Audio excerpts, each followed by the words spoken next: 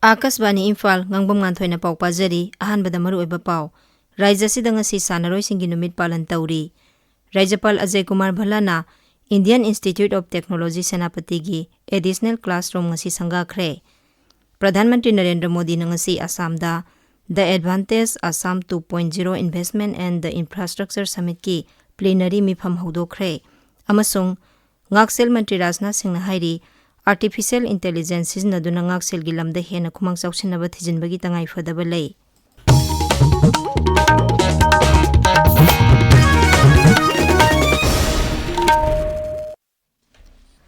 Raija si dangasi sanaroi singi numit palan tauri, mapung iba thorum Raija gi Youth Affairs and Sports bibang na sinduna Imphal gi Kumanlampak Indoor Stadium da Rajapal Ajay Kumar Bhala saruk yaduna pangthokani. Numit asi Raija sige atokpa mafam kaya da su tongan balub amadi laikai gi club singa sinduna pangthokli. Numit asiga mari lenana Manipur Cricket Association MNC ga sana khonabagi I paulobo paumi singtagi oiba cricket exhibition match amasu thangmaiban thau ground da sanari. Ningsing bayai Englising mazamapan merpudramapan da Raija sina yumbu oiduna pangthokiba National Games da Manipur na sanagi takman ni phumapan lupagi kunmari amadi Senjengi kuntramapan pangduna games adugi champion mingthol phangki loinana Raja Bhalendra Singh Trophy lauduna puwari semkhiba numit adubu ningsingduna Englising ani dagi hauna February 15 bu sanaroi singi numit haina palan tauduna lakli Raija gi Youth Affairs and Sports bibhang na sinduna pangthokadoriba sanaroi singi numit asida handakta Uttarakhand pangthokiba kunthani pansuba National Games da sanagi takman lorokhiba sanaroi sing oktunai kai khumnabaga loinana pungning thaugatkani Ahal oiraba sanaroi singbusu achamba khudol potam dunai kai khumnabu utkani Manipur Vidhan Sabha gi Adaksa Thoksom Saitabrata yauna Raija gi MLA kharana numit asina lakpada sanaroi sing oja sing amadi sana khonabagi yokhanaba honariba singda yaifa paujel pirakli Amaromda sanaroi singi numina lakpada handakta pangthokiba kunthani pansuba National Games ki Manipur team gi media committee gi chairman Ningthau Khongjam Ibungo Chaubina Lamdam asigi sanaroi singde yepa paujel pirakli mahangna hai King Sok lising amaga chamapan mudramapan da pangthokiba manga suba National Games Haujingna kunthra suba oina olabu matungda pangthokiba Manipur gi sanarogi damakta senja sajaba numit sanaroi singi numit haibadu hodokhiba ngasi Silver Jubilee 38th National Games Uttarakhand gi halapagi upagi numit asida Manipur gi sanarogi damakta hagulaiba sanaroi sing Manipur gi sanaroi singi laibiriba association sing haidigi chawba apex body Manipur Olympic Association bu harau payamba nungaiba phongdokchari mathangi lakadaba kunthraga mapan suba National Games Meghalaya da pangthokadaba asida ngasidagi hona Manipur gi mai oigadaba Manipur gi damakta filan chingkhatkida sanaroi singi damakta haipa paujel pizari Manipur gi sanabung sibiba miyam gi mahut sinjaraga Manipur gi damakta saktak piriba sanaroi singbu ikai khumda uchari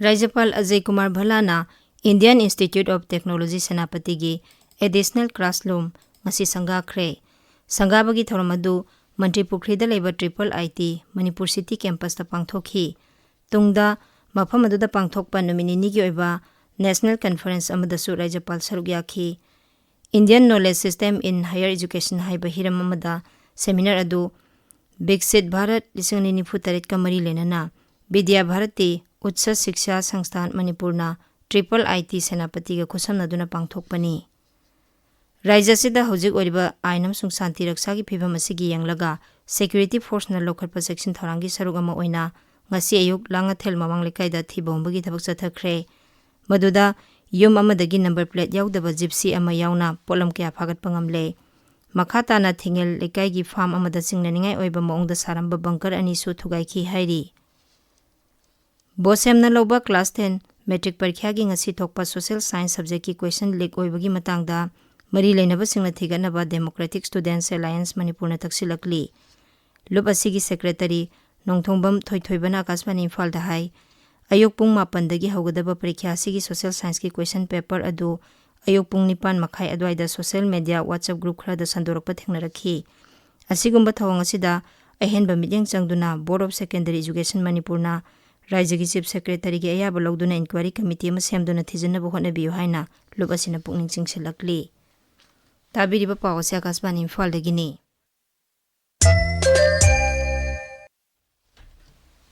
Pradhan Mantri Narendra Modi nangasi Assamda The Advantage Assam 2.0 Investment and the Infrastructure Summit ki plenary mifam hodokre. Numinini ki mifam asida ministerial session tariat amasung exhibitor Sani Nipurum na sarugyaba thematic session taramari pangthokani. Mifam sing asida industrial evolution, global trade partnership amasung Assam gi MSME sector da akhanaba mijeng thamgani. Advantage Assam 2.0 Investment and the Infrastructure Summit hodokpugi tharumda Rajyapal Assam gi Rajyapal LP Acharya, Assam gi Mukhyamantri Himanta Biswa Sharma, Kendra gi Port, Shipping and Waterways Mantri Sarbanand Sonowal, Yumlonaba Rajya Singh gi Mukhyamantri Singh, Diplomat Humpumathoi, Tongan Balebak Singdagi Lakpa Laloliti ki Mihut Singh amasung Udyog ki Lusingba Singh sarugyari. Summit asigi ngasi nungtil pangthokadaba sesanda Kendra gi Information amasung Broadcasting Mantri Aswani Vaishnaw sarugyagani. Pradhan Mantri Narendra Modi ngasi nungtil New Delhi gi damak Guwahati thadokani. Ngaksel Mantri Rajnath Singh na hairi Artificial Intelligence sizinaduna ngaksel gi lamda hena khumang chawsinaba thijinbagi tangai fadaba lei. Himachal Pradesh ki Mandida leiba IIT gi 13 suba foundation day gi tharumda wangangbda Sri Rajnath na hai ngaksel gi lamda AI sizinabana hena khumang chawsin hanba ngamgani. Mangna hai leiba asida sizinariba ngaksel gi polamsing sada humbudara leiba asina maromdom puthokchabaga loinana ngaksel gi kusukhulaising sabagi lamda Bharat asi maromdom lepsaba ngamba leiba ama oirakli. Sri Rajnath na hai lisingani kulumdoi kunmari da Bharat na mapa leibakta lupa koti lising kulumdoi rongi ngaksel gi polamsing thadokpa ngamki. Lakadoriba sahi khara sida leiba asi malemgi sel thumgi lamda khwaidagi phaba ahumsuba leibak oiba ngamlagani. Tharumaduda mantrina makok mathang taraba institute adugi mahiroisingda manamathumsu yenthokhi. Rashtrapati Draupadi Murmu ngasidagi hauduna numit mangani gi khongchatta Bihar, Madhya Pradesh amasung Gujarat chatkani. Srimati Murmu ngasi Bihar gi Patna da chatuna Patna Medical College ki centenary celebration da sarugyagani. Rashtrapati na hayang Madhya Pradesh ki Satarpur da Bageshwar Jan Seva Samiti na sinba mass wedding ceremony da sarugyagani. Tungda Rashtrapati na Gujarat ta chatuna Statue of Unity dekai khumnaba utkani. Thasigi kuntareta Srimati Murmu na Ahmedabad ki National Institute of Design gi Nifumari suba convocation da sarugyagani amasung Kebaria da leiba Ekta Skill Development Center da chatkani. New Delhi da pangthokpa Watan ko Jano haina mingthonba Youth Exchange Program da Griha Mantri Amit Shah na Jammu amasung Kashmir gi sahi nauriba mahiroi amadi nahasinga unakre. Pradhan Mantri Narendra Modi na luchingba sarkar asi lakpadagi haukiba sahi tara sida Jammu amadi Kashmir da ahongba kya uba phangle haina Griha Mantri na singthakhi. All India National Public Sector Employee Federation gi mihut kangbu singa Kendra gi Personal Public Grievances amasung Pensions ki Mantri Dr. Jitendra Singh ngarang New Delhi da unakre. Unabadu da Dr. Jitendra na National Pension System amasung Unified Pension Scheme animaki kanaba sing adu mihut kangbu aduga khanakhi. Mantri na hai Sarkar gi wakhalondi employee singi aifanaba honaba asini.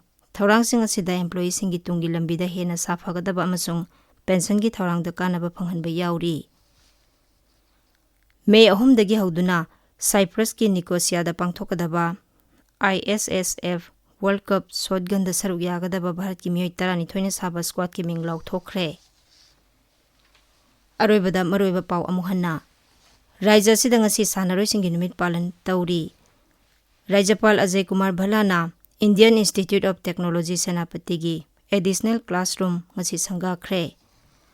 Pradhan Mantri Narendra Modi na ngasi Assam da The Advantage Assam 2.0 Investment and the Infrastructure Summit ki plenary mifam hodokre. Amasung Ngaksel Mantri Rajnath Singh na hairi Artificial Intelligence sizinaduna ngaksel gi lamda hena khumang chawsinaba thijinbagi tangai fadaba lei. Pauloi jare.